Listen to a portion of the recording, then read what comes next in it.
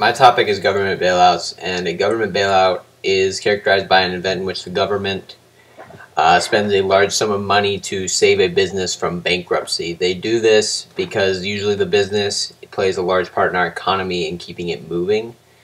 In 2008, George W. Bush signed the Troubled Asset Relief Program, which involved the government paying out large sums of money to many businesses that are in danger of hitting bankruptcy in order to then get the money back, get the economy back up and running. The government would buy equity in these companies, and when the companies got back on track, the government would then make money off of the equity. There have been many recent bailouts due to the TARP program, and a more famous one would be the GM bailout coordinated by Barack Obama. My stance for government bailouts is against them.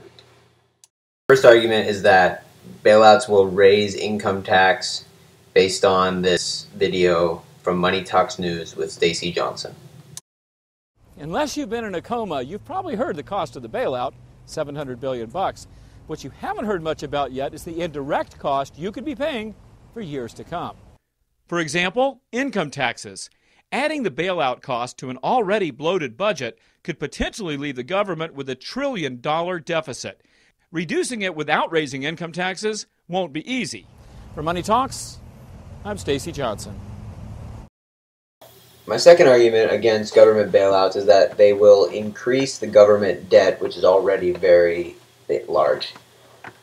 This graph here shows that the impending bailout costs more money to the government than all of these things combined. That includes World War II, the Civil War, the Persian Gulf War, the Korean War, all the way down to things like NASA and the War of 1812, which are too even be shown. Here's another graph that kind of goes off of what we saw in the last graph, and basically it shows the rise in economic debt for the U.S. from 1940 until present.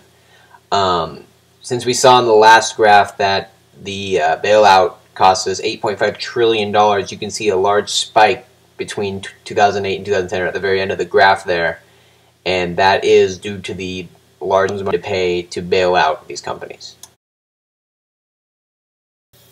My third argument is that businesses that are bailed out may repeat their bad behavior because they know they can just get another bailout from the government.